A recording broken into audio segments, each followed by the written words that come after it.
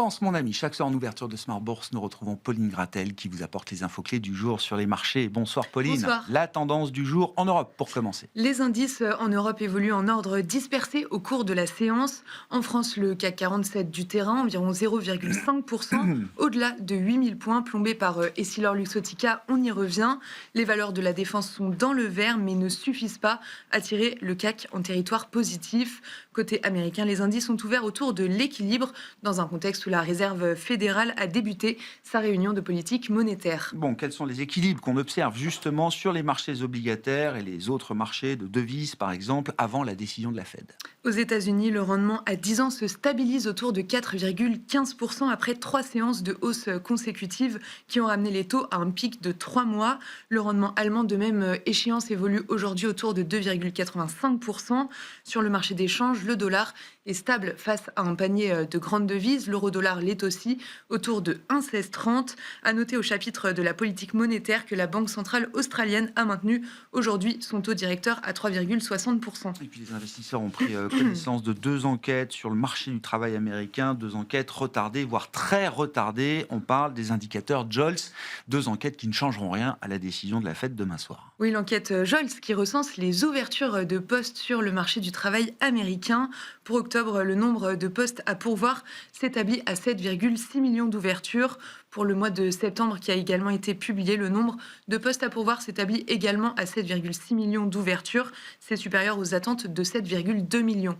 Et puis donc, Nvidia a regagné un accès au marché chinois. Donald Trump a donné son feu vert pour permettre au groupe américain d'exporter certaines puces vers la Chine avec des conditions précises. Oui, des conditions qui, selon Donald Trump, ne mettront pas en péril la sécurité nationale.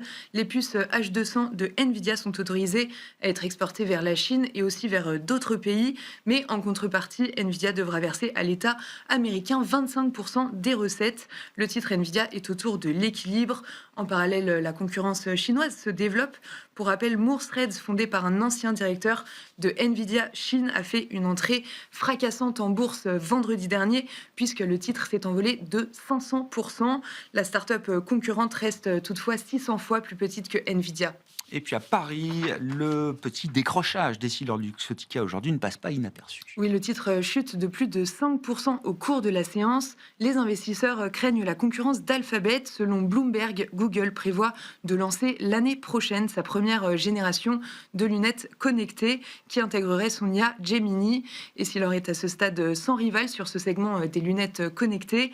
On rappelle que les seuls disponibles à ce jour sont les Ray-Ban en partenariat de longue date avec Meta. Et puis, hors CAC 40, le titre Air France décroche en raison d'une opération menée par CMA-CGM. Oui, de 10% au cours de la séance, CMA-CGM, qui détient déjà près de 9% du capital d'Air France KLM, a lancé une émission d'obligations convertibles en actions Air France. L'opération porte sur la totalité de la participation de CMA-CGM dans Air France. Et puis, vous le disiez, Pauline, effectivement, le secteur européen de la défense, alors qui a connu une grande année, mais qui commençait à rendre un peu de performance ces derniers temps, progresse aujourd'hui de manière assez homogène. Oui, alors que l'Allemagne devrait approuver la semaine prochaine une trentaine de contrats d'acquisition d'armement pour plus de 50 milliards d'euros. Dans ce contexte, Rheinmetall bondit de 5% au meilleur de la séance. Thales et Dassault Aviation sont en hausse de 3% en France. Quel sera le programme de demain, l'agenda des investisseurs, Pauline? Les investisseurs prendront connaissance demain de la décision monétaire de la Réserve fédérale américaine qui devrait donc baisser ses taux de 25 points de base.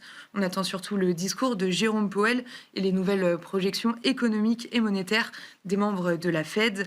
Demain, on attend également la décision monétaire de la Banque du Canada qui, elle, devrait opter pour le statu quo. Tendance, mon ami, chaque soir en ouverture de Smart Bourse, Pauline Gratel vous apporte les infos clés du jour sur les marchés.